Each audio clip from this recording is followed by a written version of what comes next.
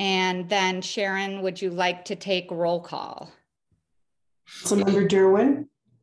Here. Councilmember Alves. Here. Councilmember Richards. Vice Mayor Warnikoff. Here. Mayor Hughes. Okay, yeah, Mayor Hughes is not feeling well tonight. So thank you in advance, everybody, for your patience, as this is my first time running a meeting, and I'm going to do my best job, but I'm going to need my help and support from my colleagues here along the way, I suspect. I believe our first item is oral communications. And so I'm just going to read from this. Anybody wishing to address the town council on any subject may do so now. Please note, however, that the council is not able to undertake extended discussions or action tonight on items not on the agenda, and speaker's time is limited to 3 minutes. So let me see here. I see one hand up, Bob Turcott. Thank you. At the last council meeting, a caller suggested that the reason residents don't feel heard is because they're not given enough time to speak. I disagree. I was able to express my concerns about the flawed hazard mitigation plan in 2.5 minutes. When I finished, Councilmember Alves forcefully and mistakenly asserted that one of my statements was incorrect. I wanted to use 15 of my remaining 30 seconds to share with the council and attendees the evidence I had that indicated that what I was saying was accurate. I raised my hand to speak, but wasn't given the opportunity. That's why residents don't feel heard. Council members get the last word whether what they're saying is accurate or not.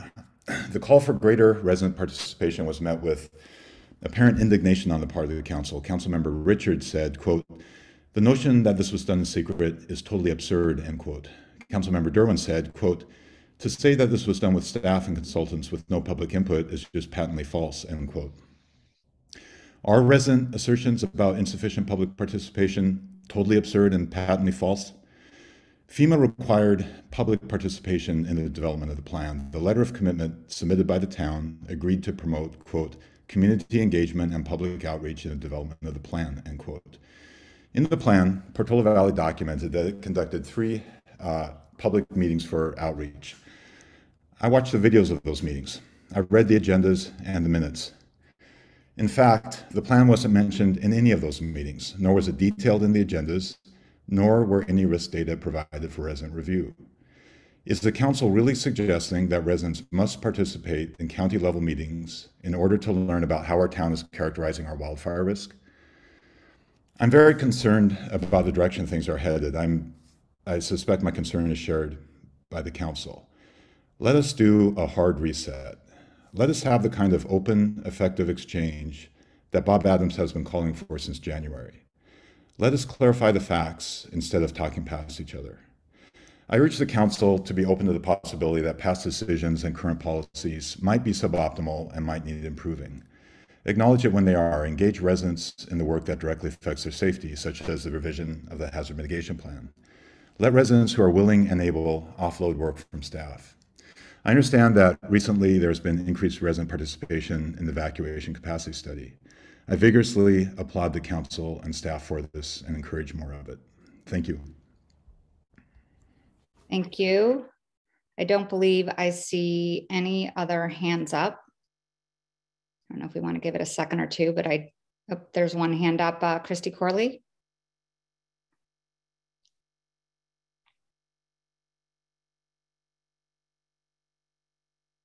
Yes, thank you for acknowledging my hand. I am requesting for SB 9 applications that the residents get notified rather than 300. Would we get notified at all is question number 1. And then question number 2, can we as a town discuss whether it's going to be 300 feet, 500 feet, or 1,000?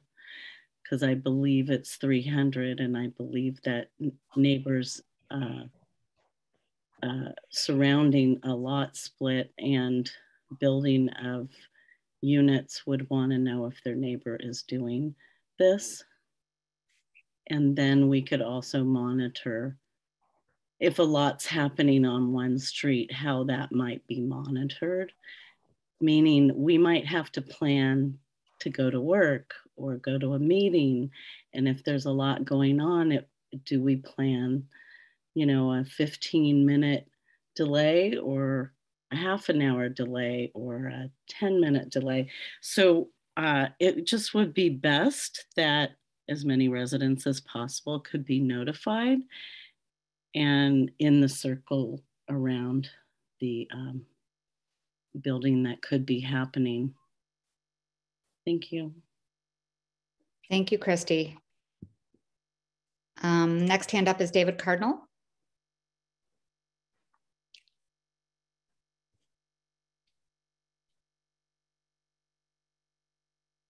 Yeah, as much as I love debate and would love to see us be like the Houses of Parliament, I think the notion that the town council gets the last word is misframing the question.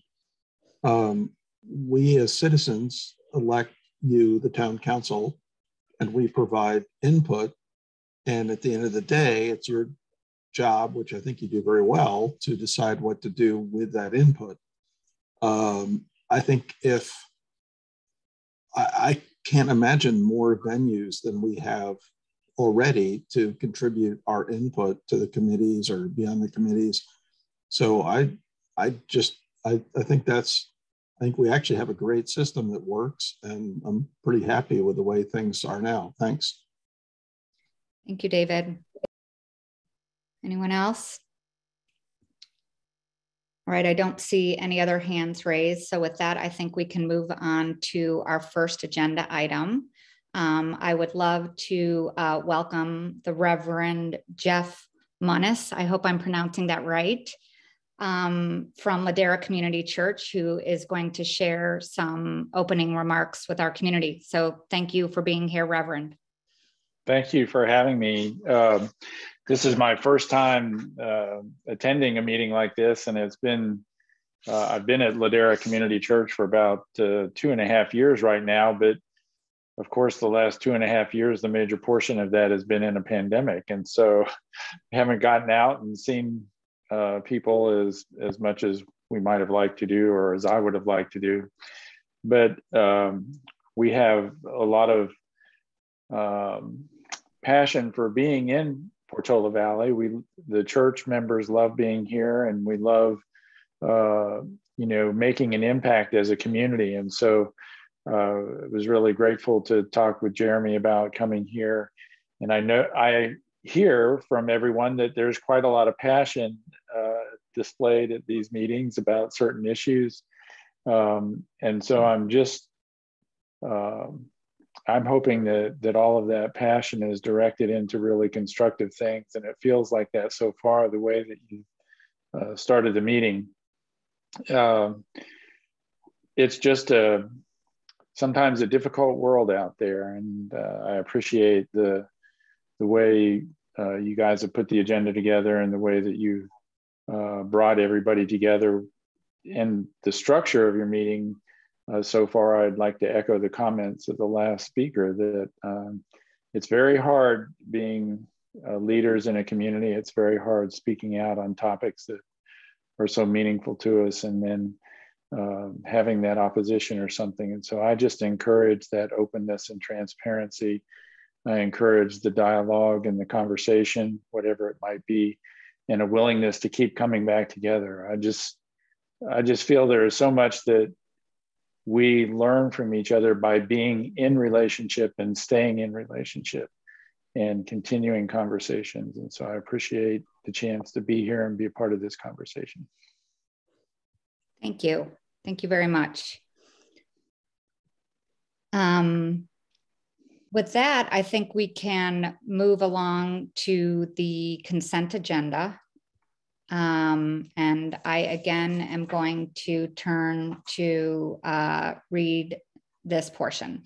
The following items are voted on at once by the body unless a member of the body requests an item be considered separately.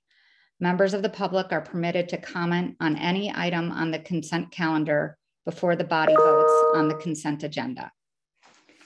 And so I guess my question to you all, is there anything on the consent agenda that you had wanted to pull? And I'm not seeing any hands raised. So I will go to public comment here. And please, guys, just interrupt me if my flow here is off in any way. Rita Gomez. Hi, I have a question on item number 8 on the consent agenda that I didn't get answered by reading through the information. So I don't know if I should ask that question now, or if it gets pulled, then I get to ask that question. Which way do I? Vice Mayor Wernikoff, Yes. through the chair. Rita, you can ask the question now. Okay, my question is, with the information, the town information going into the cloud, you know, we have a lot of people in town involved in computers and software. Will that information be hosted on this third-party site, or will it be on an Amazon cloud site?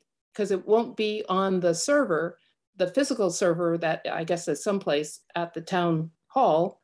But that's the thing that I looked through it a few times and didn't say where the information for the town, which will no longer be on the physical server at the town hall or wherever it might be, where it will be, or will it be with this particular third party that we're making a contract with on their server, which of course is, I see as a risk, as a software person, as a risk issue. Thank you. Thank you, Rita. Would you like to comment, Marianne? I would like to pull item 8 so that that question can be answered. Just to clarify, it's item 5 is the item dealing with Tyler Technologies and the EnerGov contract, which is what I understand the question to be about. In that case, I would like to pull item number 5. Okay, thank you. Next public comment, I believe, might be Carolyn Bertongen. Last digits are 875 something. Good evening. Thank you very much for taking my question. I do have a question on number 6, that is the COVID vacation accrual policy. And I'm hoping that the town manager perhaps can go back to the transmittal budget that was proposed in December and tell us how these funds, which of the funds will be used to pay those vacation times. Thank you. Thank you, Carolyn. Any other public comment? I don't see anything, so we'll bring it back and pull item 5 per Marianne's suggestion. And then Vice Mayor Wernikoff, you could call for a vote on the remaining consent items now. All right, all right. I move approval of items 2 through 4 and items 6 through 9 on the consent agenda. Is there a second? I second. Thank you. Roll call. Councilmember Derwin. Aye. Councilmember Alves. Aye. Vice Mayor Wernikoff. Yes. And so with that, all items other than item 5 are what's the right word there? Approved. Approved. And we can now discuss item number 5. Jeremy, do you want to answer that? Or I'm not sure who from staff. Would that be you, Melvin? Thank you. If you could address the question. Yeah, good evening, Vice Mayor Wernikoff and members of the council. To answer Ms. Gomez's question, the data is hosted by Tyler Technologies. They host the client data in secure Tyler-owned data centers. So it's hosted by them on their own data centers that are secure. Thank you. Any other discussion on this item? I move approval of item number 5. I will second. All right, with that, item number 5 is also, oh, we have to take a roll call. I on item number 5, roll call Sharon on item number 5. Thank you. Councilmember Derwin? Aye. Councilmember Alves? Aye. Vice Mayor Warnikoff? Yes. And with that, all the items on the consent agenda are approved, and I believe we can move on to the regular agenda. First item number 10 is a study session for the fiscal year 2022-23 council priorities. And I believe we have a presentation from staff. So with that, I will turn it over to you, Jeremy. Thank you very much, Vice Mayor Warnikoff, members of the council. It's that time of year again where we start to really delve into our upcoming budget. That process started at your last meeting, where the council engaged in a discussion and heard from the committees on the items that they'd like to see included in next year's budget. This is the first of 2 study sessions, as you normally hold, related to the budget. The budget we'll be looking at is the FY 22-23. As we do in every year, this item is split into 2 segments. One is a discussion and update on the current council priorities that is starts on page red 99 and is also an attachment, attachment 2. As with previous years, we are moving along on a variety of projects associated with those priorities that were identified this year. Wildfire emergency preparedness, land use project and programs, service delivery enhancements, and focused on established programming. If you go to attachment 2, you can see a mid-year update on those various efforts. A number are complete, a number are underway. Some are ongoing, and there were a few that we called out that we did not anticipate being able to complete in this fiscal year. Those wanted to cite specifically. One is related to the climate action plan. We're looking at bringing that to the council, perhaps starting with a study session a little later this fiscal year, but in earnest next year. The green building ordinance, we had hoped to complete that this year, but just due to timing on a variety of things, it looks more likely to be completed in the 22-23, very early in 22-23. And the third one is the is related to design review guidelines on fire home hardening code updates. And I apologize, I am a little off my game tonight. I lost my eldest dog late last night. So if I'm a little out of it, that's why. I just wanted to be candid about that. Moving into the next portion of our discussion, we wanted to first highlight again what the council heard on the 26th.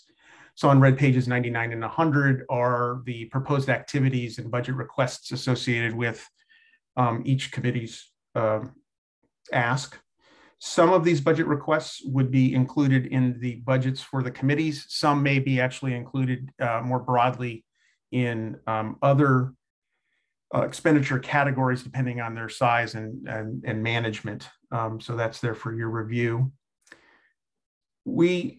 As you can see from the staff report, it's a continuation of some of the challenges that we've had that started approximately 2 years ago, related to keeping up with the number of requests and various activities that are part of the suite of work that we do. We thought it was important to contribute some statistical information to this portion of the staff report. And the one that really jumped out at me is on red page 101, PB requests increases in just a 2-year period. That's a remarkable number that's changed. And as you've seen in previous presentations, primarily from Laura Russell, the Planning and Building Director, these kinds of increases are being seen across all departments. Some of this is also a result of state mandates that we receive without funding opportunities. The complexity of issues that the town is dealing with over time, and the like. So we wanted to specifically call out that the expectation in the budget proposal for later this fiscal year, does include some positions across multiple departments. We'll give more clarity to that as we get closer to the actual budget discussions in May.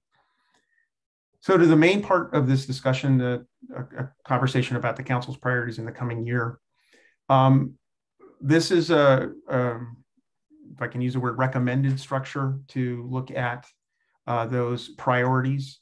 The council is approving priorities, not necessarily the projects underneath them. The projects are those items that help fulfill the priorities of the council. So they could theoretically change, we could add some, and all of these, especially if they have a budget relationship, would come back to council for approval on their own accord through our normal process. So the structure, I think, looks probably somewhat familiar to you. The big difference this year is that sustainability has been reestablished as its own standalone priority, given the number of interrelated and important projects that the town is interested in and has always been committed to. One area that I wanted to point out for some clarification under item 1, which is wildfire emergency preparedness. Item E, this is an all-encompassing element of a program element that includes the mapping process that is ongoing right now, that for those of you participated in the housing element process that you've started to see. And to provide a little extra color, as those more detailed maps are produced, there will be additional conversations with the council about next steps on how to utilize them as it relates to the further development of land use code, etc. So I want to stop there, because really what we want to do tonight is hear from each of you about what items should be considered priorities in the coming year. Again, a focus should be on the priorities and not so much the projects underneath, but certainly happy to have a conversation related to the projects. We are not tied to this particular order. The order here is not by order of import. We're not tied to a particular category. This is just one framing mechanism in order to assist you with your conversation. And as always, I'm joined tonight by your incredible management team, Assistant Town Manager Melvin Gaines, Planning and Building Director Laura Russell, the Public Works Director Howard Young, and Finance Director Cindy Rodas, to answer any questions or take any comments from you. So thank you so much. Thank you, Jeremy, and thank you to the whole staff for pulling all of this together. And I guess we should, from here, go around robin. And there's only two in addition to me here tonight. So Mary Ann or Jeff, who wants to go first? If you've got questions, Mary Ann, go ahead. I'm trying to digest this. I have just some tiny questions, like, let me see, where did I see that? The housing element update under land use projects and programs, that's not happening this year, right? I'm sorry, Mary Ann, it cut out just. Yeah, it is. Yes, it is. It is. Housing element updates happening this year. Well, this is for 2022-23, right? It'll continue through the year. Okay. Yeah. So it's probably won't really get going till the end of the year 23, right? The implementation won't start until calendar year 23. Okay. But you know, we anticipate adoption of the plan by the end of calendar year 22, or halfway through fiscal year 23, excuse me. Okay, and then Jeremy, can you translate service delivery enhancements into regular English for me? I can certainly try. This is a catch-all opportunity, and if the council wishes to split this up in some ways, please let us know. And this is a bit of an amalgamation of the current year's two priorities that are service delivery enhancements and focus on established programming. There's a relationship between those two. And last year at this time, the council was discussing sort of how to sort of divvy these up. The idea here is that there are a number of projects that the council has identified or the state is requiring us to do that we know we'll be working on over the course of the next fiscal year. And in order to stay focused on those activities and do them very well, and also do all the day-to-day activities that we don't normally get a chance to talk about and aren't particularly flashy, we wanted to provide a recommendation around how to enhance that core competency. So within service delivery enhancements, there are a variety of projects that speak to what that looks like. And again, this is not meant to be exhaustive or in a particular order. So ensuring that the public is further connected to all the things that are happening at town center, ensuring that we have the right mix of staff doing the right mix of work, finding ways either through consultants or other ways to focus the staff on the issues that we really are paying them to do. Just to sort of shorthand for that, there's a lot of administrative functionality that all of us do at a certain level. And we think that it makes more sense to offload that in some way. So somebody that you're paying a decent salary to can stay focused on their best work. Technology and software, that continues to be something that we incorporate. And that is primarily, we see that useful in two ways. It helps with what I was just discussing, but it also allows the public to have better connections with us and get information quicker. What you just approved tonight around EnerGov is actually a great example of that. EnerGov has a suite of forward-facing tools that the public and applicants will be able to access to see what's happening around them from building and planning permits in a way that we haven't been able to show now. So there's implementation associated with that. So we want to do more and more and more of that. And then, finally, the facility maintenance. You've heard from us for a couple of years. The facility is entering middle age, and is starting to show that age. And we want to ensure that we are moving forward with maintaining and enhancing that amenity. That includes staffing. That may include dedicated funding sources, et cetera. But certainly at the core of that would be a comprehensive long-term plan to make fixes and changes as we see as necessary. Is that helpful?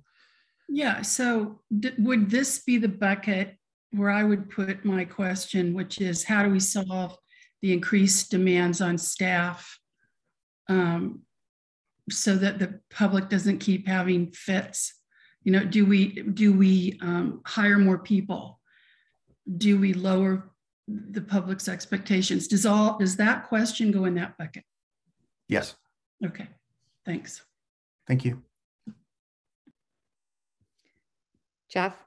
I don't have any questions right now, so I'd be happy to come back for discussion after we've heard from the public.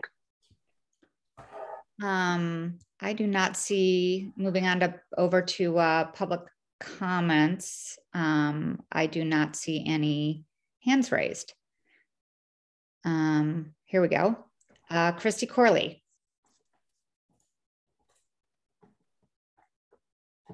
Oh, sorry, Christy, hold on. There you go. Yeah, thank you. I'm just noticing that number C under service enhancements feels like it belongs up in the land use projects and programs, because you're mentioning hiring for planning and building and public works. And to me, C might go up there. What's making me sad is that we really are built around the environment and open space and green space and preservation of that. I think that's why we all moved here, for that feeling of getting away from big cities, and this felt good to us. So I'm not seeing that anywhere. Can you comment on that? I think what we're going to do is just continue on with the open comments and not have a back and forth dialogue. Rusty, your hand is up next. Thank you. Was Christy done? I realized she had more time. I don't know if she was done. Oh, I'm sorry. I wasn't watching the clock. Christy, if you have more time, please use it. I just, for public comment, you know, the protocol is that you make your comment. Feel free to raise your hand again if you want more public comment, and we'll take it after Rusty. I apologize, Christy. I was not looking at the clock. So if you didn't use up your time, certainly please come back on. And with that, Rusty, I think you are unmuted. Can you hear me? Yes. Thank you. I noticed that there's going to be some behavior modeling for fire behavior modeling and mapping. This is the first I've seen that in the release by the town council, any discussion of that. And I guess I have a couple of questions around that. Maybe we could have some briefing or public disclosure of who's doing that, what the budget is for that, when it's going to be done. And most importantly, apropos the comments that Bob Turcotte made earlier, when is the public going to be included in this? How are we going to assess whether the modeling that's being done is effective and addresses the needs in the community? Is the Wildfire Safety Committee going to be involved in this? Is the Emergency Preparedness Committee going to be involved in this? And is the public going to be involved in this? And when is that going to occur so that the modeling that gets done is informed by and reflects the input and concerns of the public, isn't just a done deal that's then dropped on us? Thank you. Rita? Thank you for taking my comment. I see a lot of information on this study session, and out of the town committees, I know there's like 15 or 16 committees, and there's 9 with comments, and then there's other references to some of the other committees in there. You know, I'm still concerned about undergrounding, you know, and seismic issues when we're trying to plan all these other things at the same time. So I'm glad to see all of this out there in a, you know, big conversation, but I would also like to see my fellow residents in a room discussing these issues, looking at each other, and you know, and pulling this stuff together ourselves, because there's 4,500 of us, and we really appreciate all the work that you guys do, but to hear our voices more, if there's a way for us to be in a room, maybe not all 4,500, but you know, we somehow we just need to meet, and this is really important. What's going on? You know, the safety element, the seismic issues that we have in this town, the wildfire issues we have in this town. These are all really important things. The building, and it just seems like we're not as concise as we could be with all of this, and needing, and like you say, you're, you know, kind of overworked. Everybody's overworked, and we're having to get consultants to fill the holes in the town, and we see that. You know, we as residents, we see that, and you know, if there's a way that, you know, we as residents can help make it easier for the town, you know, include us. We can help, and not just on committees, but we can help in other ways. Thank you. Thank you, Rita. Next hand up is Mary Hufty.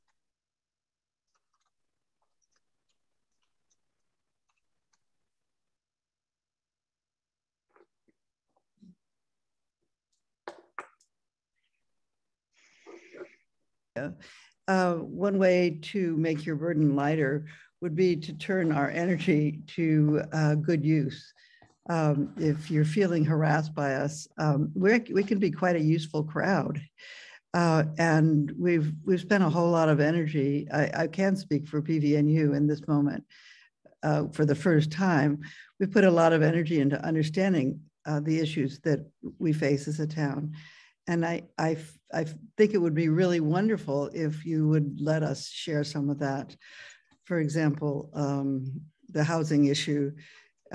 We could, in fact, do a public forum in association with the town and look at various different affordable housing scenarios and get experts together that would make perhaps everyone feel more represented and more heard. I think that's really the extent of what I wanted to say. I just wish the message was coming back from you that thank you for your interest, because we wouldn't be here if we didn't believe this system was working and that you guys were providing leadership. Thank you for listening. Thank you, Mary. Christy Corley. Christy, again, I apologize if you had not completed your question previously. Thank you. I did have another thought. I am concerned about the overall traffic management plan with additional building and the overall parking plan.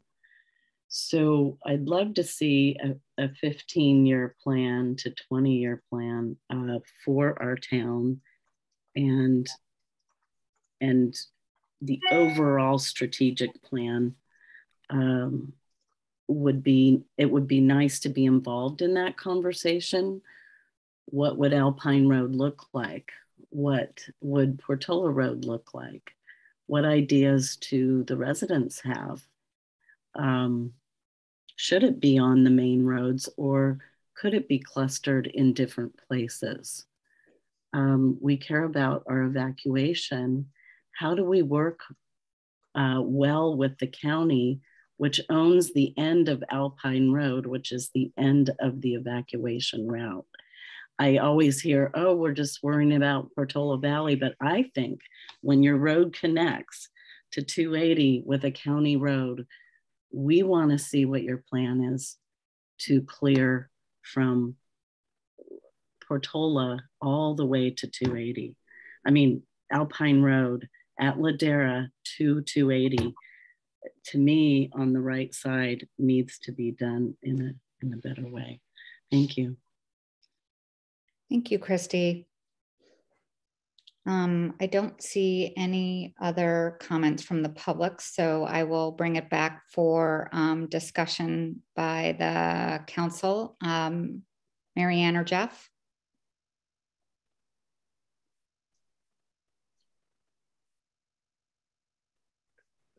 Sorry, I'm just trying to find my way back.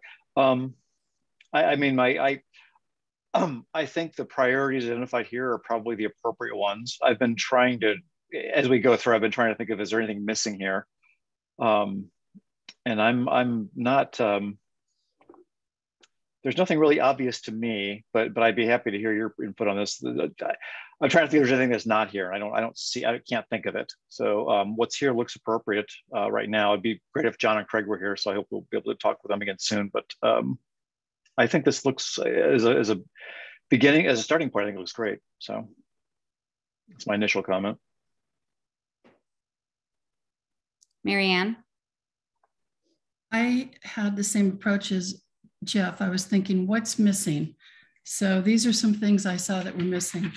Every year, the Conservation Committee comes and says, we need money to take care of the town-owned open spaces like Springdown, et cetera. And I'm never sure if we fully take care of all those town-owned spaces.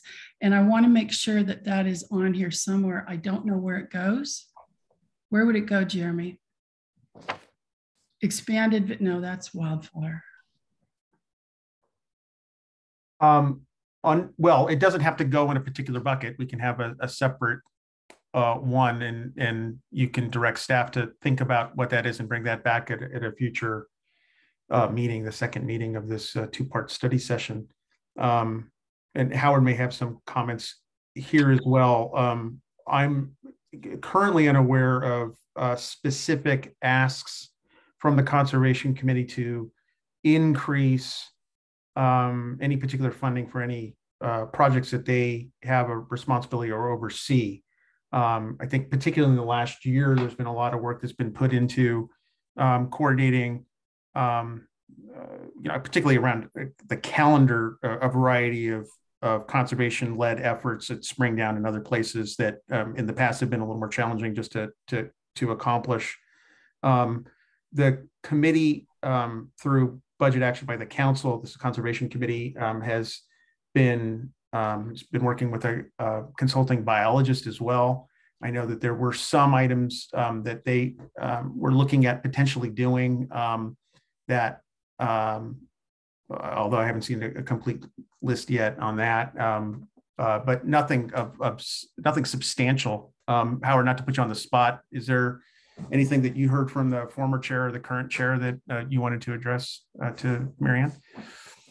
Not at the moment. So typically when they know that the budget process comes, that's when they'll ask for additional things. So looking at the past, they requested things from the council and then they requested things from the staff. So we are annually doing some, there was a test pilot item for Springdown for the weeds. And in addition to that, then they'll come to the council and ask for more things to remove trees, to do work in the pond and so on. So once I believe that they haven't asked for anything yet, I am working with them with a biologist. I anticipate that when the budget time comes, they will have an additional ask in addition to the annual things that they'll ask for. Okay, great. I just wanted to make sure that it's all happening. Okay. Under sustainability, I was thinking back to when I first went on the council, and in 2006, Steve Tobin and I started that first sustainability task force, and we just went gangbusters. And then over the years, it's kind of, So I'd like to sort of beef up the sustainability initiatives and actually do something like a town microgrid, or even talk about a community microgrid, like they're talking about in La Honda. Definitely water. There was a plan or an idea years ago, you remember, Howard, about using the culvert the Salsa Creek culvert to store water. Remember Ted loved that idea? I mean, I think we should, since it's looking really bad again for the summer and drought, I wouldn't mind seeing some big water project on there. And how about Craig's idea of detaching from PG&E? Through the chair, if I could, through the chair, I'll make a comment about water. Howard and I were having a conversation this week about our fields. I hope that everyone has seen them lately because they look absolutely amazing. They do. I am hoping to bring up some of my colleagues from other cities so they can see the great work of Howard and Justin Bigsby in particular, but the entire team.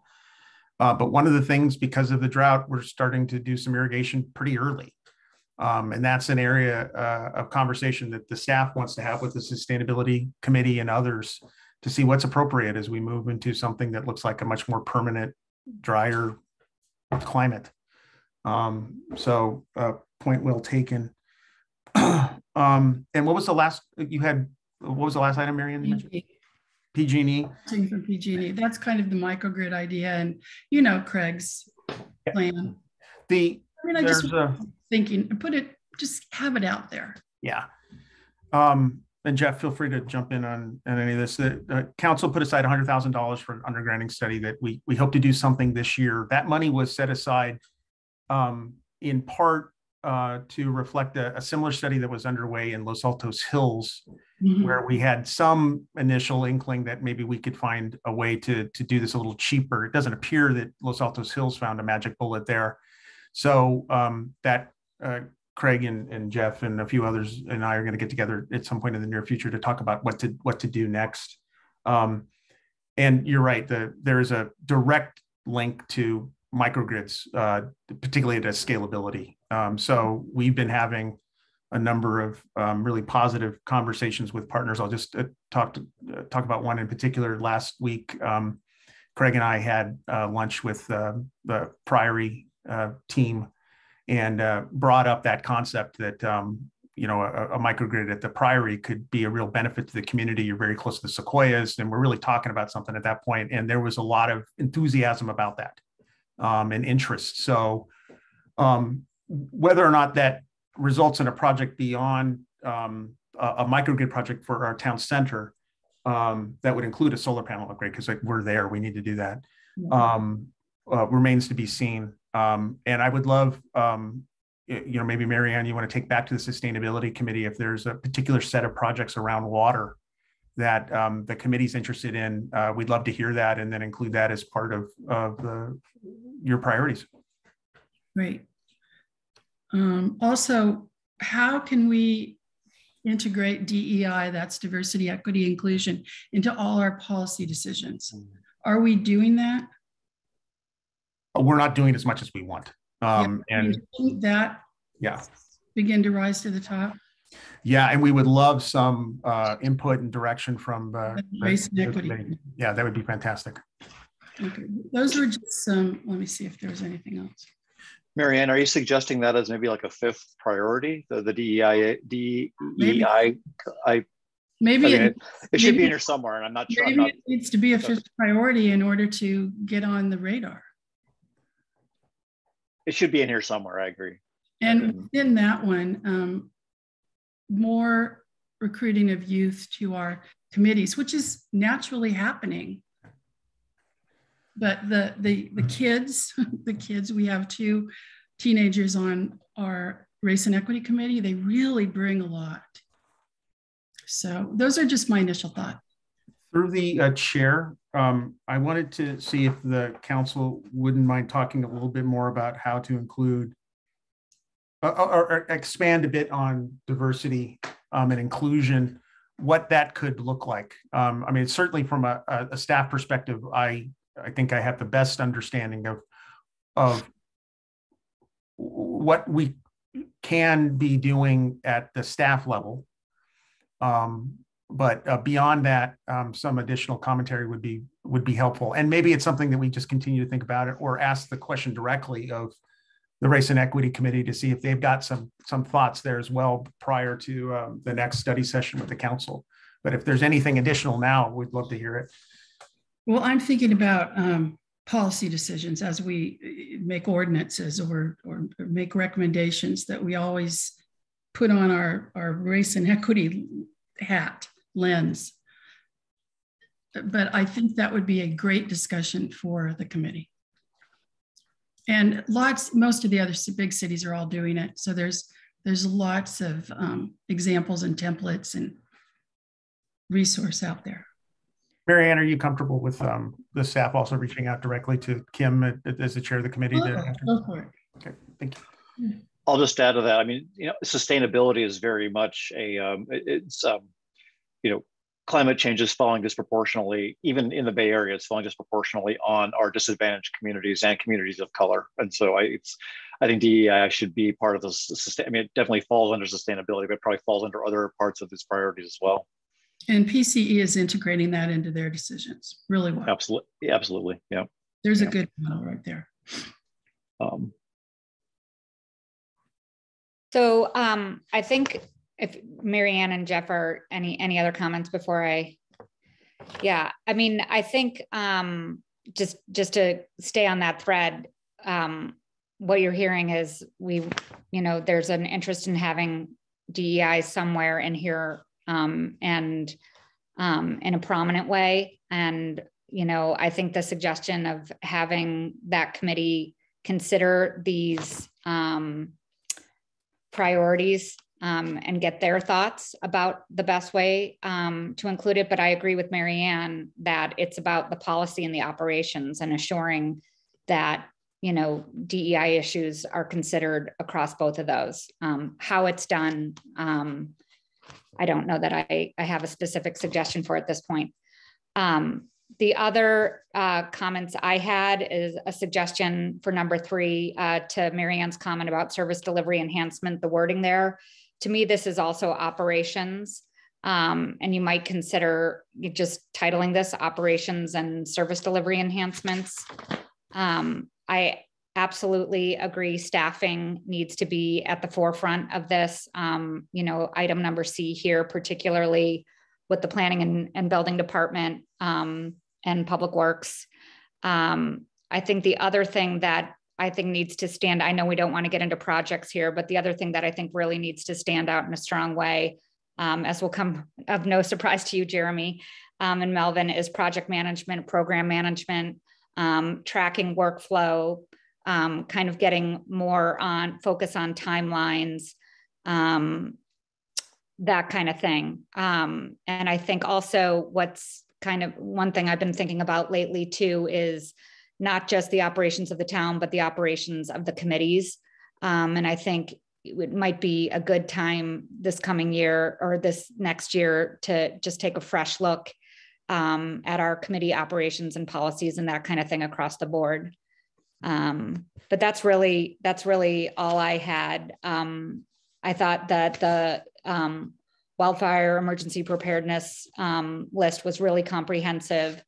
And I know we're going to talk, you know, in our committee in our liaison committee updates and town manager updates more about item E in particular. So, and I guess I also just wanted to say to Christy's comment about open space, you know, I think, you know, when you read our general plan, obviously open space is a huge priority and focal point and founding kind of pillar of the town.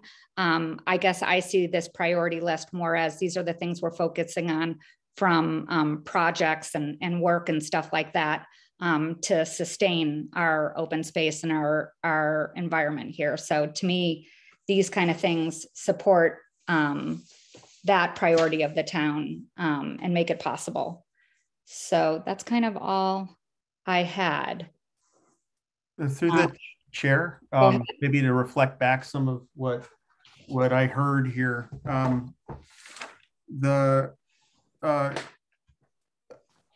In no particular order, check in with the conservation committee, although we do anticipate a little later this year, but some potential additional budget asks. Look at some additional sustainability work around water or PG&E culvert.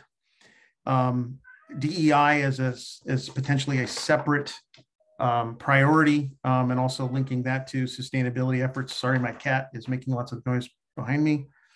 And some nomenclature changes to priority 3, continued focus on project management issues, and potentially an item related to operations of committees. Does that sound comprehensive? Did I miss anybody's significant point? Okay. Thank you. Fine. Thank you. So is that enough for staff to kind of go to the next step here? Absolutely. Absolutely. We really appreciate it. I wanted to specifically call out Melvin for his help this year in putting this together. There were some additional ways that we showed information and the like, and something I'd like to just discuss briefly. One of the areas that Melvin worked on in the city of Mountain View was around council priorities. And in years past, council priorities come to you looking very plain, frankly. It's not the best presentation. So we're going to be looking at ways to make that look stronger and branded, if you will, to some extent, and have something that I think we can literally hand out and pass around and people can hold up. Great. Marianne, did you have a comment? I did. When I was reading through the packet last weekend and I was reading this, I thought, this is so much better than it was last year and the year before. It's amazing how far Jeremy's come. And now I find it's because Melvin did it. So good work, Melvin. Thank you, Marianne. It's always nice. Got to kick a guy when he's down. Yeah. All right. Well, it takes a village, and we're certainly appreciative of what Melvin, what you're bringing to the table already. So thanks. Thank you, Melvin. to echo those comments. Thank you all. All right, it sounds like we can move on to the next agenda item 11, which is a recommendation by the town manager for COVID business assistance grant. It's an update for that program. So with that, Jeremy, do you want to present this information? Sure. Thank you so much, Vice Mayor Wernikoff and members of the council. To those council members who were serving on the council at the start of COVID, this likely looks fairly familiar to you. Under the American Rescue Plan Act, monies are available to the town to distribute to businesses to support COVID relief. And it still is a challenge for businesses across the board to get back up to speed, certainly pay for those items that they had to pay for previously. So the recommendation in front of you tonight is an update to the program that we used once before, the CBAG, utilizing those funds. So what we did was make slight amendments to the existing program guidelines and application. I'd like to recommend a few changes that Vice Mayor Wernikoff and I discussed yesterday that will improve the product in front of you. The first is just on the application. I do plan to add a spot for how much money that they're asking for. In the past, there was other ways that people were doing that, but I think it makes it a better product here. And also updating likely the application to include a spot for somebody to put the description of the COVID impacts that they have in lieu of just hoping that they attach it. Sarah, I hope I got everything. I think those were the two that were you primarily mentioned yesterday. Yeah. But other than that, what we would do next is go back out to the community and let them know that the program exists. Is the staff report says we did have quite a bit of participation last time that we made funds available through the general fund and also SMC Strong. So I would anticipate that most of the funds would be expended for this purpose. This is an already budgeted item, so you don't need to make a budget amendment.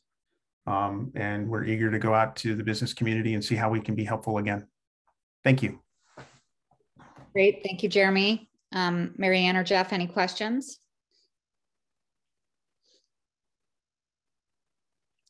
Doesn't look like it. Let's go over to the public. Any comments from the public on agenda item, what is this, 10, 11? Okay, not seeing any questions or comments from the public. Jeff or Mary Ann, do you want to have a discussion on this item, or should we move forward with a motion? I think it looks great, and I'm ready to move forward with the motion unless Jeff would like to have a further discussion. No, I'm fine with that. Okay, then I move that we update the existing COVID Business Assistant Grant Program from the General Fund to American Rescue Plan funds to support local businesses impacted by COVID. I will second. All right, motion approved, and roll call. Oh, roll call. Right. Thank you. Mayor Johnson. Aye. Aye. Councilmember Alves. Aye. Vice Mayor Wernikoff. Yes. So with that, the motion has passed, and that closes that agenda item. And that brings us to agenda item 12. And I think as this was Craig's item and he is not able to be with us tonight, I'm going to suggest that we continue it to a future meeting. And I don't know what the process is. Is it just that we need consensus from Jeff and Mary Ann to do that, Jeremy, or what do we do from here? Yeah, that's correct. If the other two members are okay with not having that discussion, that would be sufficient. Okay. Yeah, that makes sense. Okay, great. You guys are making this easy for me. I guess with that, we will move on to the next agenda item, which is the council liaison updates. Who would like to go first? Oh, I see a comment from the public here. We can go to that. I don't know if I missed it somehow in the process. It didn't appear that it was up during the public comment period. You're welcome to take it, but typically once the council's made a decision, unless this is on a report from council members, which hasn't been made yet, it's up to you. You know, to be honest, I'm just gonna, Christy, if you'd like to speak, because I'm lost as to when you put your hand up, I missed it here. So, oh, I just was noticing that Jeff disappeared, and it would be nice if we see everyone at all times. Thank you. Okay, thanks. All right. With that, I guess we are now back, moving on to the liaison updates. Jeff or Marianne, who would like to go first? I'll start. My one meeting during this, or my one meeting during this interval was for the ad hoc housing committee.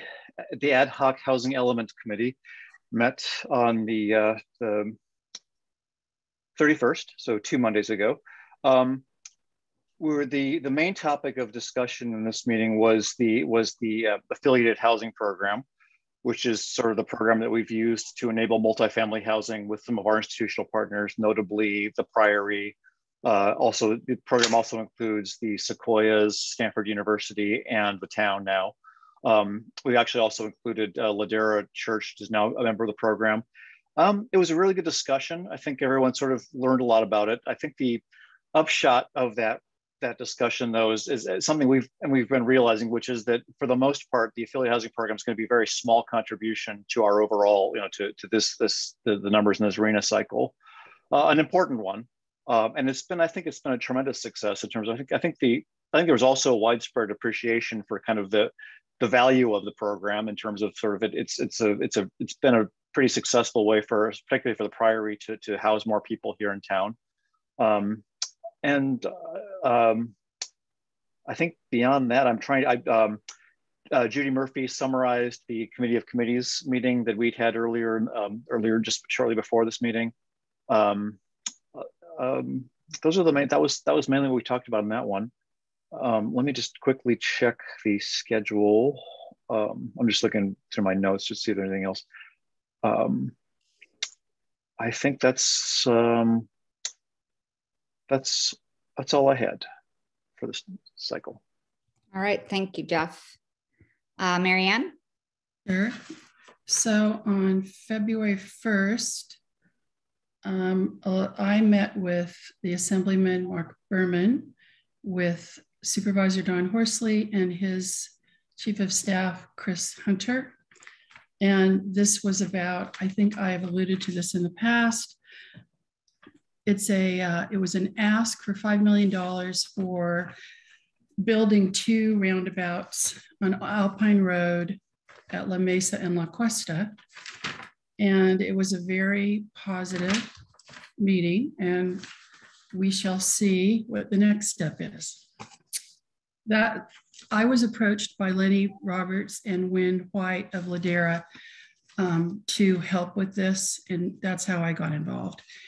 And of course, the coup for Portola Valley would be roundabouts would greatly improve traffic flow on Alpine in the event of an evacuation or other disaster. Okay, the next meeting I had the next day was a briefing by the ED of, he's the ED of CCAG, but he's also on the executive council of the Express Lanes, JPA.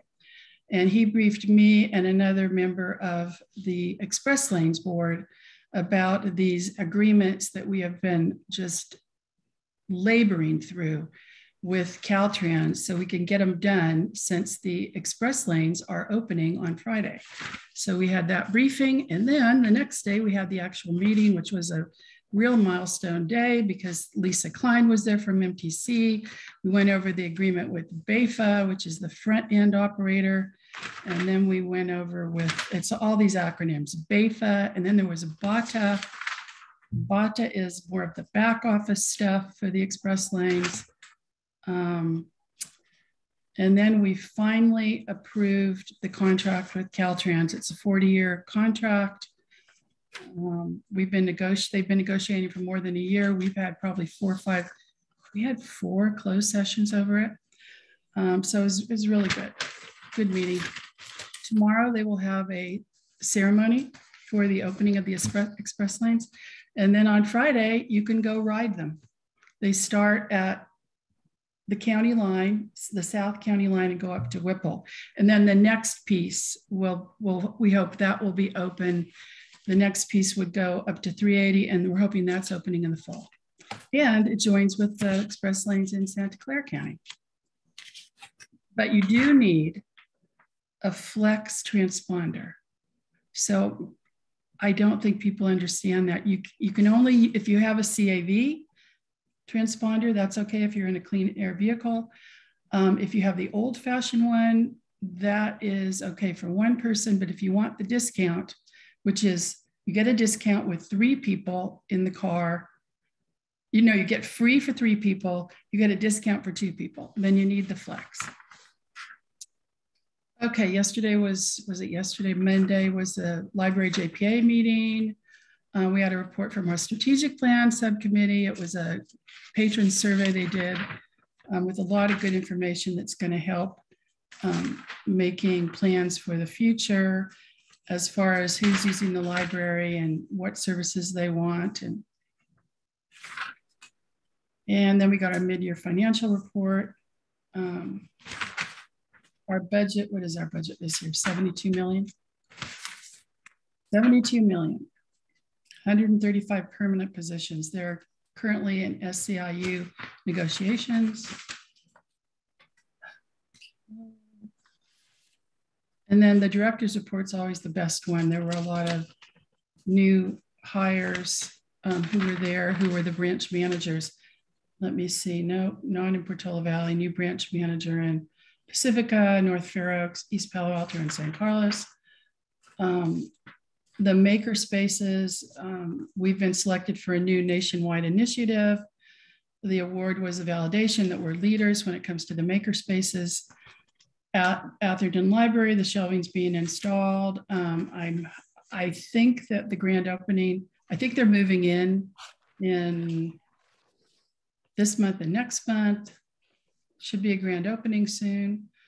And then they have this most wonderful video, which I got the link so I can send it to all of you, which was a partnership with Sustainable Future Outdoor Academy, where they took kids on a field trip to Pie Ranch. And the kids were from Millbrae, East Palo Alto, North Fair Oaks, and San Carlos.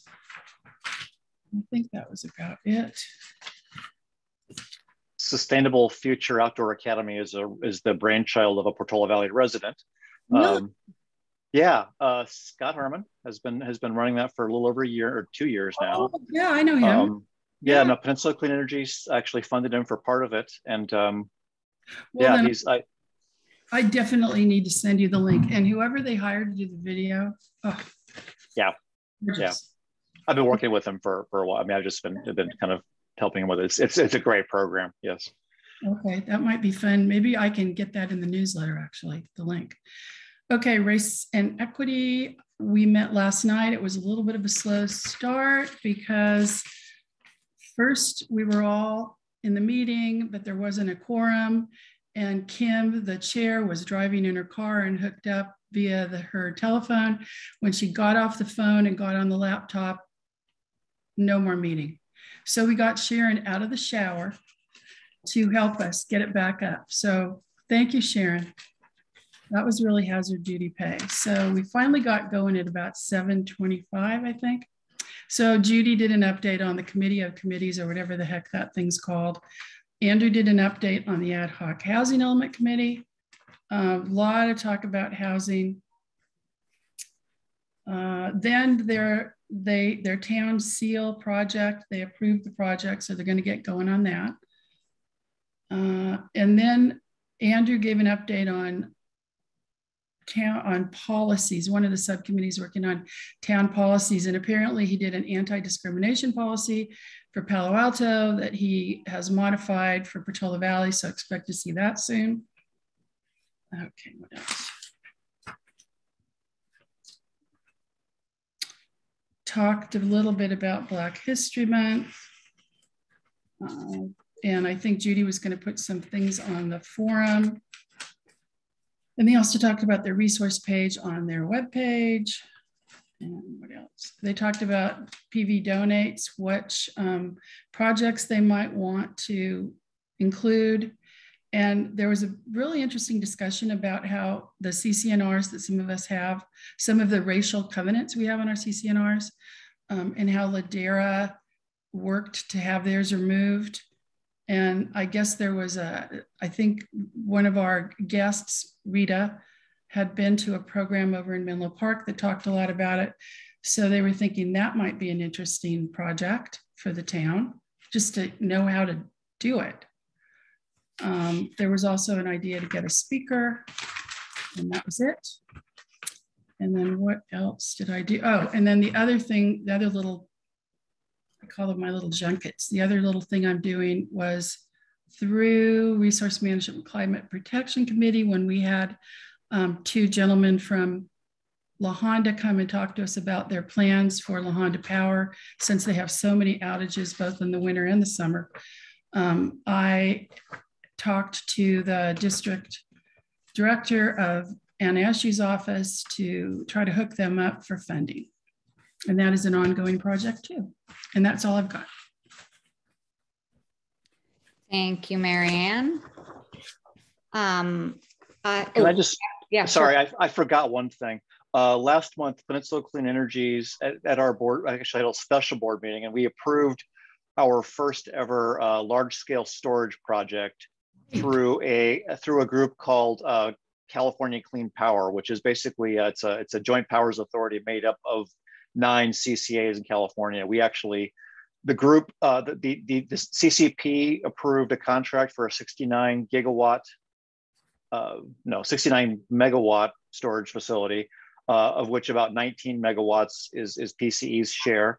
It's the first of what are likely to be many projects, and our internal analysis of the project shows that it ends up almost being free and could actually be adding to our bottom line when you factor in all the ways the battery gets used. I think it's a really exciting development, and I think we're going to see a lot more projects like this going forward through PCE and through the other CCAs. Thank you, Jeff. I just had the ad hoc housing element committee. I had a WPC meeting, and I was on a San Mateo County fire safe meeting just this morning.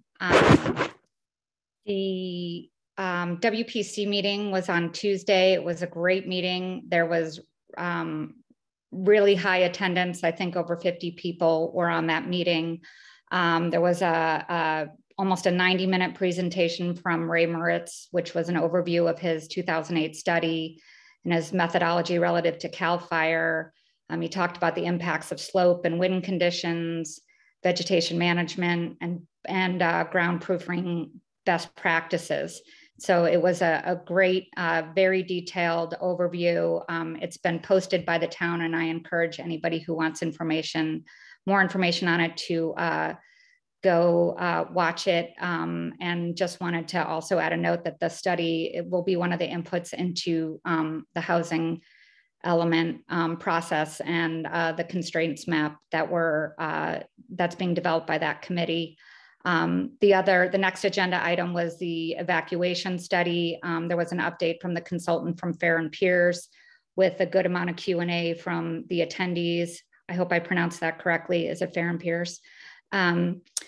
We had, what's happened since is we now have an email address that Jeremy's made available to the evacuation subcommittee members. They are kind of running point on communications with the community. I'll read it right now, but perhaps it can go out. I don't know how you're sharing sharing. I think it's on, Jeremy, is it on the evacuation? It's on the WPC page of the town website. It's not up just yet. I inquired to the subcommittee made up of Dale Fowl and Rob Young if they wanted any additional description of what they were asking for before we put the email out to the public. So I'm waiting for that information back, but it should be up hopefully the next day. All right, we'll get that out there, but it's ready to go. It sounds like the project timeline's a bit delayed, maybe about a month. But it is on track for inputs into the safety element, as we've shared a couple times. And so that process is moving along. The third agenda item was an update to the charter. The WPC decided to add a subcommittee to focus on finance related to fire issues, both public and private financial support for mitigation. They have a list of ideas that they are going to be working on. I'll just read it because I think it's important for people to kind of know the details of this effort, because I think it's really important. The Woodside Fire Protection District bond is a possibility, parcel tax, UUT, changes to the UUT, private funding. Of course, we've discussed the town matching fund, the possibility of the open space fund, grants, et cetera. So they're going to be looking at a whole host of things there, because there's a lot of work to be done, as we heard in Ray Moritz's presentation.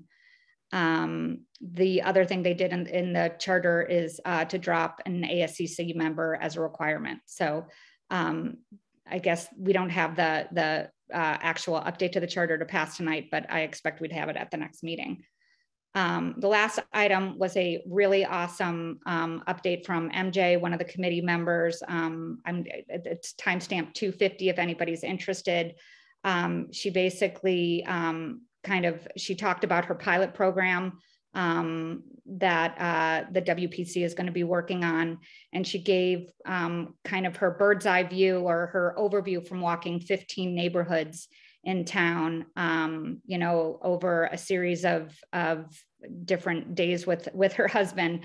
And she basically said, based on her observations, she felt like only about 10% of properties have actually done the mitigation work that has been recommended.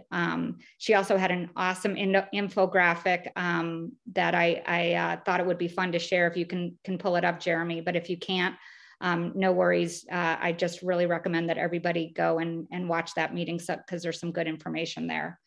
The next meeting I attended was just this morning, another great meeting. I'm learning a lot about all of the fire issues from the San Mateo Fire Safe group. And I will butcher her last name, but there was a presentation by Yana, somebody help me pronounce it.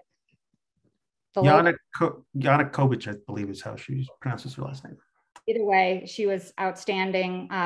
Forest advisor and county director from the University of California, Agriculture and Natural Resources.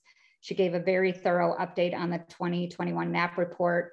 Great presentation on learnings from Paradise and the Marshall fires. And I think this is another great thing that the town could put. The additional item on their agenda was San Mateo Parks gave an update on vegetation management. And I'm going to vegetation management in Huddard and Wonderland. So an update on work they're doing with their and so basically one thing I wanted to reflect on over the last over the last month, now that I'm on WPC, I feel like because I sit on both WPC and also I'm co-chairing the housing element, I feel like I'm seeing really firsthand in detail the dynamics between these two topics in our town and the inherent conflict between the state housing mandates and our location in the WUI. And it's really kind of, when you sit in both of these forums and formats and, hear the comments from people, it's really kind of fascinating to see how these two things come together. And so I'm going to read some comments that I've prepared just reflecting on that. And I think in sitting and hearing these discussions, particularly those around fire, what I continue to see is an outsized emphasis on fire issues retaining to new development relative to the work that can be done on existing properties. And I observed this in many of our meetings and on PV Forum, and like I said, yeah, or also in the Fire Safe meeting earlier today. And I just, I mentioned this in a PV Forum post a while ago, but I want to go back to it. We have approximately 1,700 existing parcels in Portola Valley, and we've had about 10 new building permits per year in the last few years. That includes ADUs. And that means new construction makes up 0.5% of the total of our parcels based on these current annual rates. And even if we built those 253 mandated units, tomorrow, that would still just be 13% of our total parcels. And so what I'm wondering is, why is there so much focus on the new and so little focus on the existing, particularly when you think about the things that Ray Moritz and MJ Lee presented the other night in the meeting. And I guess I've been thinking, like, if we have worst case scenario, we have a fire this coming season, I just feel like my bet, to me, it seems like if we are focused on mitigation in the 1,700 existing properties, we'll do so much more for our community than focusing on things like building separation on a handful of new properties. And so I'm not saying that building separation isn't important. It's not my role to be a fire expert.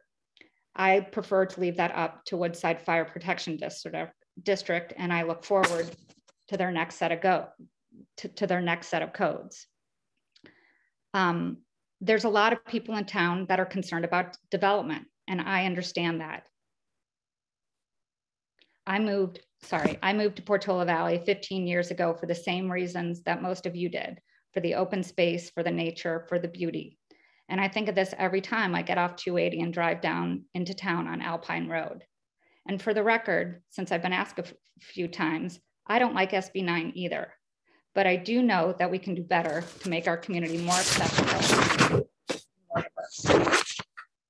So as I sit on these two different committees and think about these things, I guess my ask is, if your concern is development, just say it. Let's be real. Be honest about your concerns. You have a right to your opinion, just like the rest of us. And this includes, members of PVNU. If your real concern is development, please just be transparent. Address it in the Housing Element Committee meetings, or even better, where you can make an impact by reaching out to state representatives. But I think we need to stop using wildfire as a political tool, because when you politicize wildfire as a strategy to prevent development, not only will you not be changing RENA, but you distract the community from the real ways we can all make our community more fire safe, like the ways that were mentioned and have been worked on tirelessly by members of the WPC over the last few years.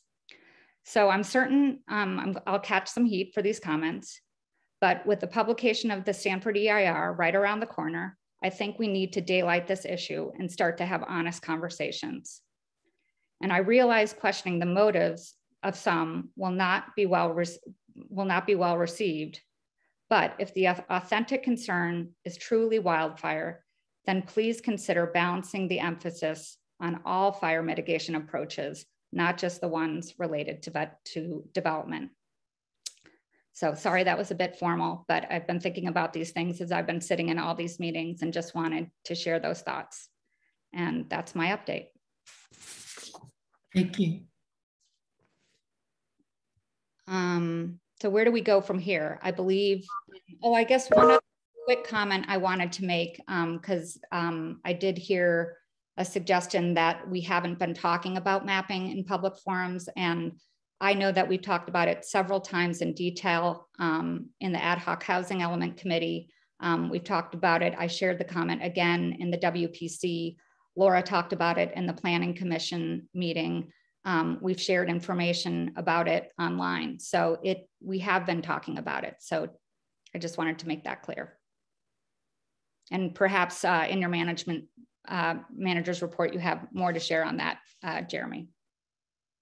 Thank you. Vice Mayor Wernicott, there is a hand up, and public comment would be appropriate for these items. Thank you. I believe that must be Carolyn Vertonghen.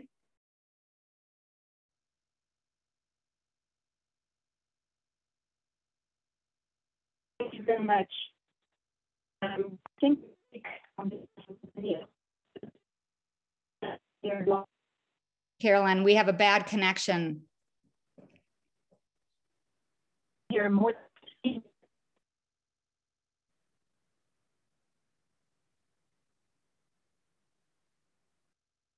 Carolyn, I don't think we can hear you. Do you want to try and dial back in, and I'll come back to you after we go through the other folks here on the line? Let's move on to the next person. And Carolyn, if you call back in, I'm happy to call on you. David Cardinal. Yes, Vice Mayor Wernicott, I just thought that was a wonderful and heartfelt and brave comment. And I thank you for making it. And I think it resonates with many of us who may not speak up every 5 minutes in these meetings, but are interested in the wealth and health of Portola Valley. So thank you again. Thank you, David. Next is Rita Comas. Hi, thank you for taking my comment. And my comment is on behalf of PVNU, Portola Valley Neighbors United. There are many things that, as you know, if you follow our information, either in the Almanac, on our website, information that we push out to our, people that want to know what we're doing, information on the safety element. It's about all 4,500 residents in this town, not just new development. There are many, many issues.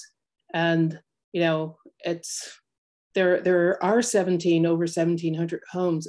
And we at PVNU care about each and every one of those homes and all of the residents in this town, and our own safety, my daughter's safety, my home, my street. When there were all kinds of projects going on down my street and I had to add extra 12 minutes every morning to take my daughter to school because our town will allow 4 projects to go on one street.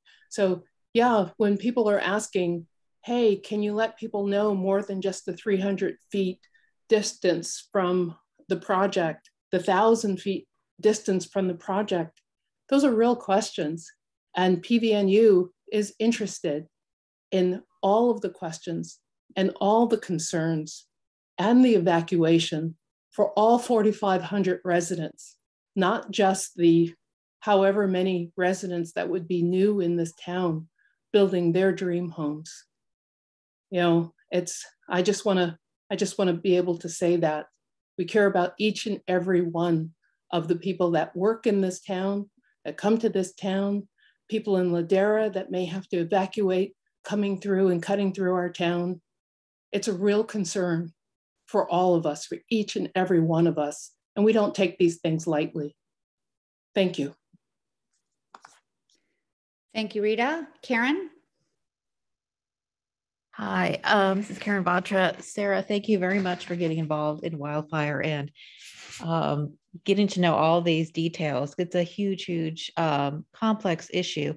And I just wanted to kind of make a comment on the 10% that MJ threw out there as a guesstimate for the number of homes that are like completely ready and are sort of, hardened completely. It's hard. It's a huge task to take a older home that's, say 40 or 30 years old and change the siding, get rid of the wood shake roof, enclosure eaves, clean up the 0 to 5 zone. So it's a very hard thing to measure that and really kind of declare something as completely done. And we just have a lot we have to do in town, particularly with the 0 to 5 foot zone. So I just kind of want to throw that out there, that statistic is kind of a vague thing. And especially, if, not to very much. I appreciate what MJ has gone out there to do, but every home, practically every home has something they can do today to make their home safer so it will survive. Thank you. Thank you, Karen. Carolyn Bertongen.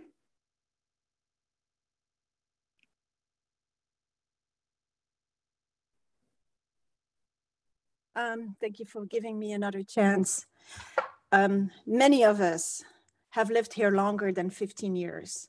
We have raised these issues about public safety, not just wildfire, for many years. That's why we established the general plan with the safety element and many more guidelines. And many people have spoken up before we actually made the general plan. But you have to understand, people give up if we're not being heard. We are very committed to this community, and we will continue to care about all the parents and all the families, all the students. But we have to come to solutions because it's taken too much, too long, too many years, and so many budgets that we have used for consultant after consulting, and nothing has been done. So yes, we will be committed to protect our community, and I hope you guys will be too. Thank you. Thank you, Carolyn. Bob Adams.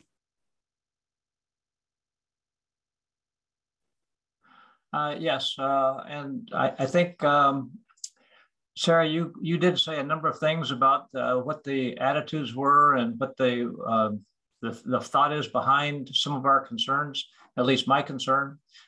Mine specifically is fire. There's a development issue. There are lots of people that have other issues about SB 9. I'm not a fan of SB 9, but that's not my issue. My issue is fire. And it started because my fire insurance was canceled, and I'm in a town that got my attention. And then we have Paradise, and then we have Marshall. And then when I go back to look to see what's happened, I go back to 2008, 2009 and see that the town decided not to accept the fire maps from Cal. And they essentially said, we're not going to accept the maps from Cal Fire because we don't agree with them. And the reason for it turns out to be in homeowners insurance and property values, which is the wrong priority. I think fire safety is a much higher priority than property values and our insurance costs.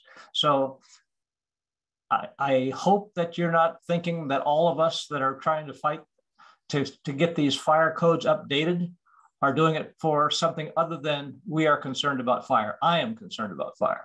So I guess the thing that I'm trying to get across is that when it goes for 12 years and we don't have anything in the code on density or separation, I'm wondering, I go back to see where it came from.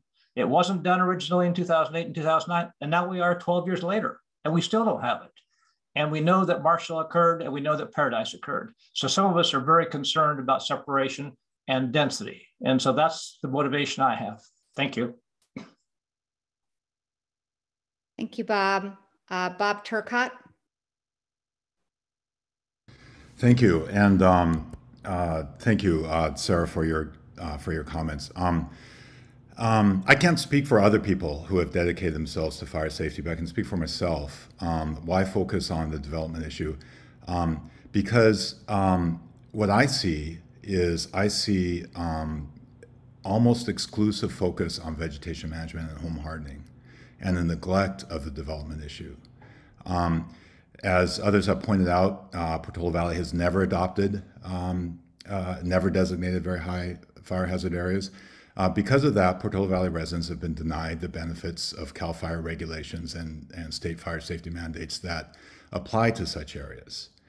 That's not vegetation management and home hardening. I think Portola Valley is doing a great job with that, of pushing that. That's development-related issues. It's true that development represents a small percent, but within the last year, an ADU has been constructed in the chimney of the canyon that we face. It's 50 feet from my family's evacuation route, whereas other houses are 125 to 150 feet from the road. It will be upwind from the evacuation route when that canyon burns. There's no requirement for internal sprinklering. The town council had the option of excluding areas as unsafe in implementing the state ADU mandate, but it didn't. And so that's why I'm committed to this aspect of fire safety.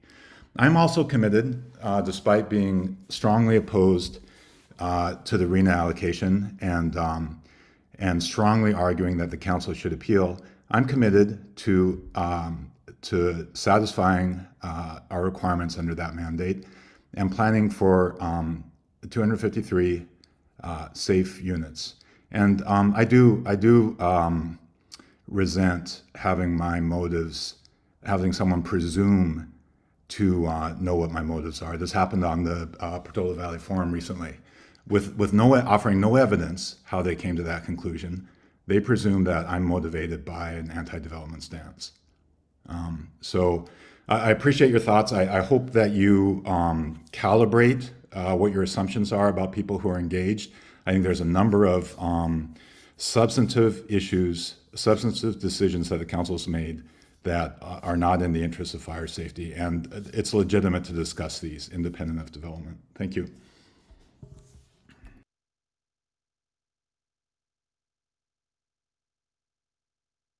Sorry, I was muted. Mary Hufty.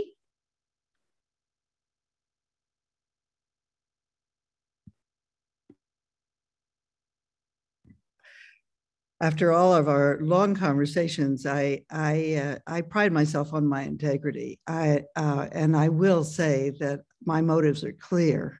I have a complete commitment to the environmental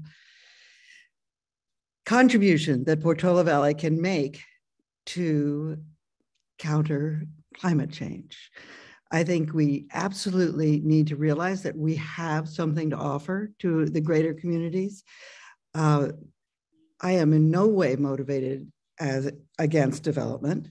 I find it quite, and it's been recurrent, obviously, for a while, and it's been basically people have been trying to make it look like it was anti-development.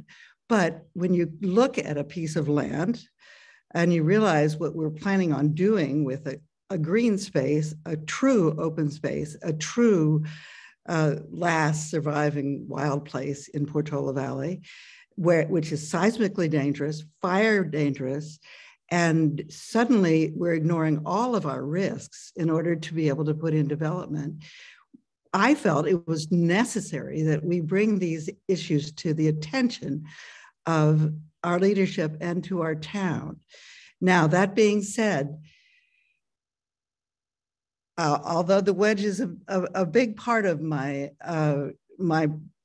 awakening, it is certainly not my motivation. And the development part and the affordable housing part is part of my mission. I really believe that we have to have a more diverse community.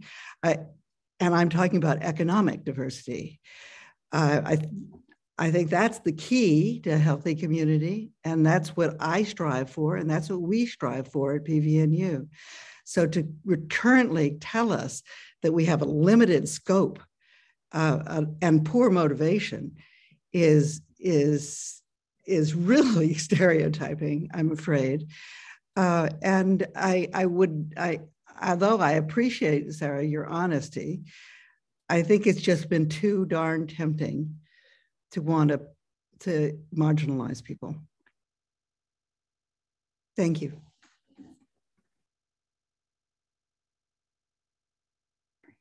I think the last two speakers here have already spoken on this topic. If I am not, Jeremy, that's my understanding. Christy Corley, I don't think you've commented on this topic, so I'll take your call. I'm trying to stick to the protocol of speaking one time on each topic. I am seeing one council member. Now I'm seeing two. Do we have a quorum?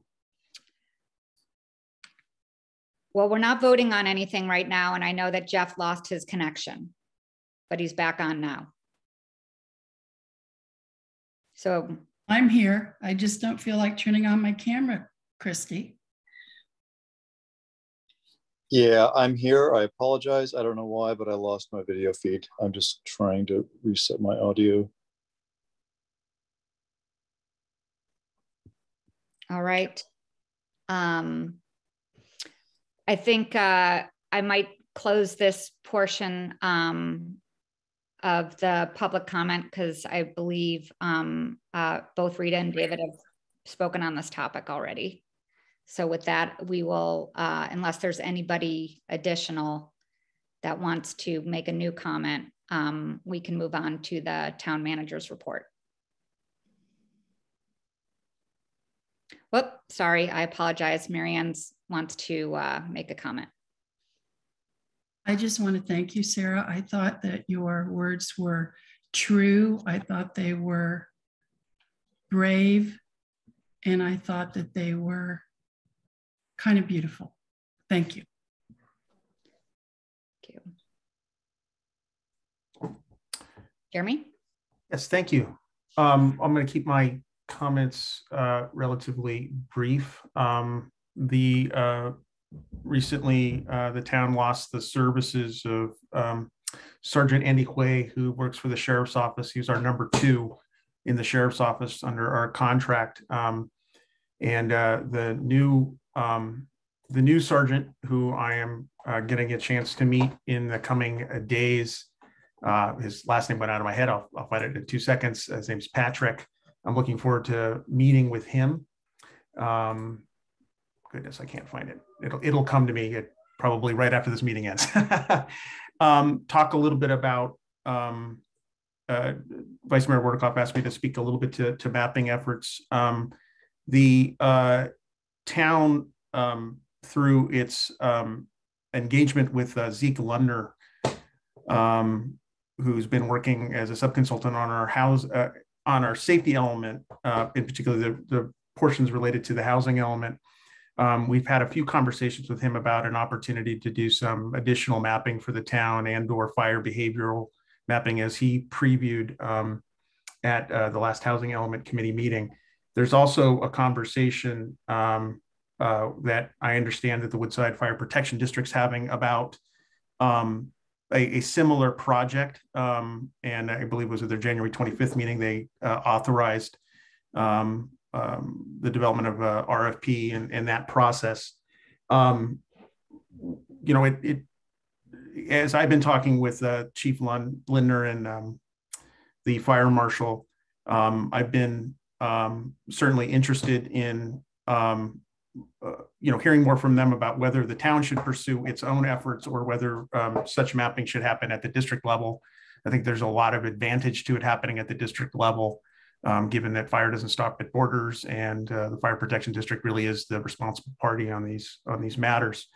Regardless of how it exactly develops over the course of the next period of time, as I was mentioning earlier, I would expect the information that we're collecting and putting together for fire maps through the housing element, safety element process, and other inputs would guide future land use development conversations in town, potentially lead to a variety of other initiatives and projects. So I just wanted to make that comment. Let's see, over the last few weeks, a few meetings that I wanted to mention that I have had. As I mentioned, the mayor and I met with the leadership at the Priory, which was a wonderful discussion. We do that on a quarterly basis. So it was great seeing them and catching up with them. And I mentioned one issue that we talked with them about. Then last night, the Open Space Acquisition Committee met for the first time in a while, and it was a really good discussion on a variety of items.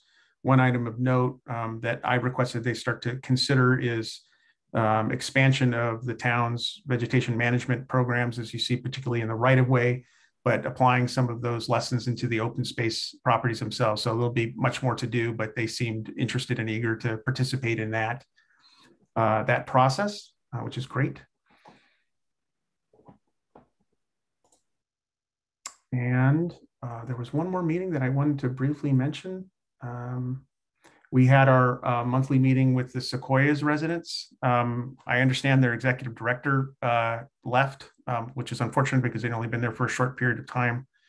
So they're operating with an interim ED right now. We hope to hear more about what their next steps are there. I had a conversation with a representative of AARP about bringing a senior scam event to the town. I've also been talking to the Department of Insurance about this. The insurance part has been a little more difficult to get a handle on.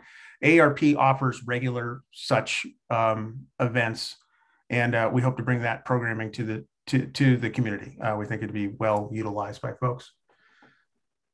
And I think that is it. Thank you very much. Thank you. Do we have public comment on manager's report? We have one hand up, David Cardinal. Hey, I kind of apologize. This is up from the previous item. I just want to say for people who are pro-development, but are anti-fire, where do they think we could put the housing? We've tried just about everywhere in town. So I'm just kind of curious if they could put something forward to say where they would put the additional units that they think would be okay. Thank you. I'm just going to break my protocol here that I've been trying to be disciplined about and remind everybody that I think, what agenda item was it? Agenda item number 9 tonight is the survey that's going to be going out tomorrow because it was just approved tonight from the Housing Element Committee. And it is exactly about what David Cardinal just asked about preferences for this new housing. Yeah, so look forward to that in your inbox, hopefully, if you are subscribing. Jeremy, actually, do you want to mention all the different ways we should have perhaps, well, it was in the consent, so we didn't talk about it, but I think it's worthwhile to share how this is going out. Unless sure. You need to. Yeah, I'm happy to. And then I had one additional item that I neglected to mention, if I can add that at the end. The survey is going to go out to every person's email that we have through every channel that we have. We also partner with a number of other institutions in town to put out that information. So we're hoping that our friends at the school district, the Priory, Women's Club, and others will help promulgate it. The Housing Element Committee members are being asked to put it through their own channels as well. We're going to send it to every committee member and ask them to help send it out. We do hope people take advantage of it. It's a very useful and important component of the process. And if I may, there is an upcoming meeting of the Housing Element Committee on the 22nd, I believe. Is that right, Sarah and Jeff? And that's going to be a good meeting because we're going to be presenting additional hazard risk maps, including fire-related information. So I hope everybody can attend. Thank you. All right. With that, I believe we can move on to the digest, correct? Are there any questions? Well, you pull this up, right, Jeremy? Or yeah, so what we would do here is, since there's let me get to my agenda, my apologies. Through the chair, if there's any comments, you're welcome, related to item 15 for January 27th, 2022. I don't see any comments. And then are there any comments for item 16 for the following week? I don't see any comments. And so with that, I believe we're at the point where we can adjourn in less than 2 hours. Let Craig know that. You're hired, Sarah. Please, whenever. All right. All right. Thanks, everybody. Have a good night. Sorry about you, everyone. And thanks to the staff for all their awesome work. Thank you very much. Good night, all. Good night. Good night.